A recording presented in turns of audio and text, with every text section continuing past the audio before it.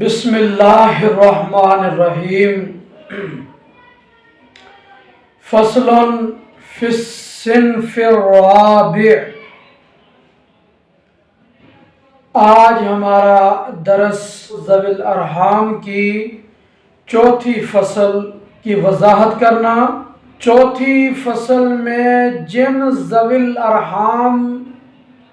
کے مسائل بیان ہوں گے، مصنف علیہ رحمہ نے چوتھی قسم کے ذوی الارحام کو دو فصلوں میں بیان کیا۔ پہلی فصل میں صلبی ذوی الارحام اور دوسری فصل میں ان کی اولاد در اولاد کے مسائل اور قواعد کا بیان فرمایا۔ چوتھی قسم کے اندر جو صلبی ذوی الارحام ہیں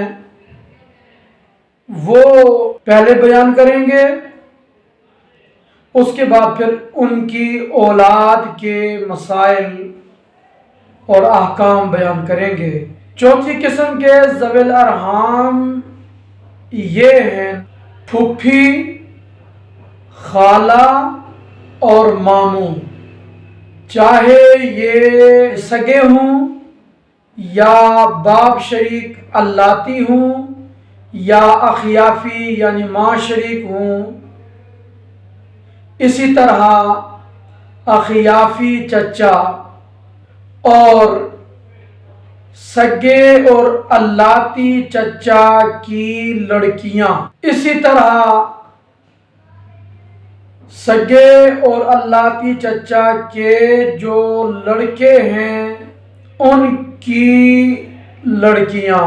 باپ اور دادا کی پھوپھی، خالہ اور ماموں، خواہ سگے ہوں یا اللاتی ہوں یا اخیافی، اور اسی طرح باپ دادا کے اخیافی چچا اوپر تک، اسی طرح باپ اور دادا کے سگے اور اللاتی چچا کی لڑکیاں اور ان کی اولاد، اور اسی طرح سگے اور اللاتی چچا کے لڑکوں کی لڑکیاں کسی بھی درجے میں ہوں، یہ ذوی الارحام کی چوتھی صنف میں شامل۔ ماں، دادی نانی کی پھوپھی، خالہ، ماموں، چاہے یہ سگے ہوں یا اللاتی ہوں یا اخیافی، یہ وارث ہوں گے۔ اب اس کے بعد یہ ذہن میں رکھیں کہ چوتھی قسم کے جو صلبی ذوی الارحام ہیں ان کے مصنف علیہ رحمہ نے چار صورتیں بیان کی وارث بننے کی۔ پہلی صورت یہ ہے کہ اگر چوتھی قسم کے صلبی ذوی الارحام میں سے کوئی ایک ہو تو سارا ترکہ اس کو ملے گا، بشرطے کہ ذوی الفروض بھی نہ ہوں، اسباب بھی نہ ہوں، اور ذوی الارحام کی پہلی، دوسری اور تیسری صنف کے لوگ نہ ہوں، تو ذوی الارحام کی چوتھی صنف کا کوئی ایک فرد ہے، کل ترکہ اس سے ملے گا۔ مثال کے طور پر صرف پھوپھی ہے یا صرف خالہ ہے یا صرف ماموں ہے یا صرف اخیافی چچا ہے وغیرہ، تو کل ترکہ اس سے ملے گا۔ اور اس کے بعد دوسری صورت یہ ہے کہ چوتھی قسم کے صلبی ذوی الارحام کے افراد متعدد ہوں اور سارے کے سارے قرابت میں متحد ہوں، یعنی سارے افراد یا تو باپ کی جانب سے میت کے ساتھ رشتہ رکھتے ہیں یا سارے افراد میت کی ماں کی جانب سے رشتہ دار ہیں، تو اس صورت میں قوت قرابت کا لحاظ کرتے ہوئے دو قرابتوں والے کو ترجیح دی جائے گی ایک قرابت والے پر، یعنی جو باپ اور ماں دونوں جانب سے رشتہ رکھتا ہے اس کو میراث ملے گی، جو صرف ماں یا باپ کی جانب سے رشتہ رکھتا ہے اس کو وراثت نہیں ملے گی۔ اور اگر دو قرابتوں والا نہیں ہے تو باپ کی قرابت والے کو ترجیح ہوگی ماں کے قرابت والے سے، خواہ مذکر ہوں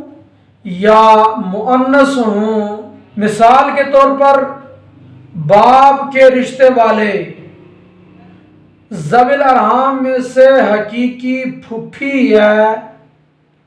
اللاتی پھوپھی ہے یا اخیافی پھوپھی اور اخیافی چچا، تو سگی اور حقیقی پھوپھی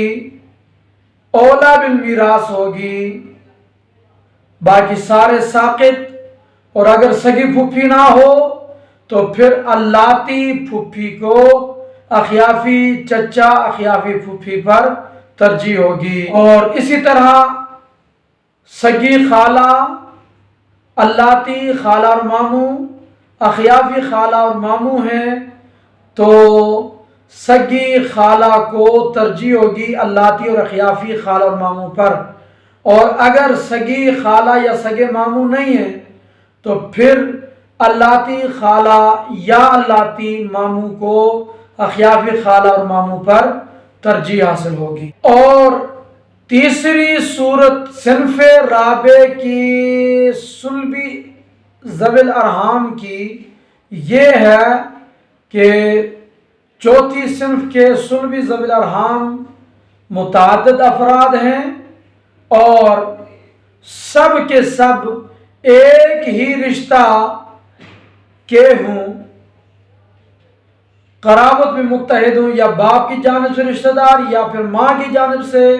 رشتہ دار، سارے کے سارے مذکر ہوں یا سارے کے سارے مؤنث ہوں، تو اس صورت میں ترکہ مساوی تقسیم ہوگا، جتنے مذکر ہیں اتنے حصے یا جتنی مؤنث ہیں اتنے حصے بنیں گے۔ اور اگر بعض مذکر ہوں اور بعض مؤنث ہوں تو اس صورت میں مذکر کو دگنا ملے گا مؤنث کے حصے کا۔ مثال کے طور پر اخیافی چچا اور اخیافی پھوپھی ہے تو اخیافی چچا کو دگنا 2/3 اور اخیافی پھوپھی کو 1/3 ترکہ ملے گا، اور مسئلہ 3 سے حل ہوگا۔ اور اگر ماموں اور خالہ دونوں سگے یا دونوں اللاتی یا دونوں اخیافی تو اس صورت میں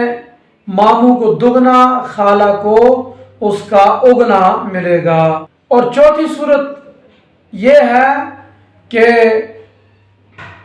چوتھی قسم کے صلبی ذوی الارحام میں متعدد افراد ہیں اور وہ سارے ایک رشتے کے نہ ہوں بلکہ مختلف رشتوں کے ہوں، یعنی کچھ باپ کی جانب سے رشتہ دار، کچھ میت کی ماں کی جانب سے رشتہ دار ہیں، تو اس وقت قوت قرابت کا لحاظ نہیں ہوگا بلکہ 2/3 باپ کی قرابت والے کو ملے گا اور 1/3 ماں کی قرابت والے کو ملے گا۔ تو باپ کی قرابت والے کو جو 2/3 ملا وہ ان میں اگر مذکر و مؤنث ہیں تو مذکر کو دگنا، مؤنث کو اگنا ملے گا، اور اگر سارے مذکر ہیں یا سارے مؤنث ہیں تو ان میں مساوی تقسیم ہوگا۔ اسی طرح ماں کی جانب سے جو رشتہ دار ہیں یعنی خالہ اور ماموں، اس صورت میں ان کو 1/3 ملے گا اور پھر وہ 1/3 ان میں تقسیم ہوگا یوں کہ اگر مامو اور خالہ دونوں یعنی مذکر و مؤنث موجود ہیں تو مذکر کو دگنا مؤنث کو اوگنا، چاہے وہ سگے ہوں یا الاتی ہوں یا اخیافی ہوں۔ تو اگر سگے ماموں اور سگی خالہ ہے تو ماموں کو دگنا اور خالہ کو اس کا آدھا ملے گا، یا الاتی ماموں الاتی خالہ ہے تو الاتی ماموں کو دگنا، الاتی خالہ کو اس کا اوگنا ملے گا۔ یوں ہی اخیافی خالہ اور ماموں میں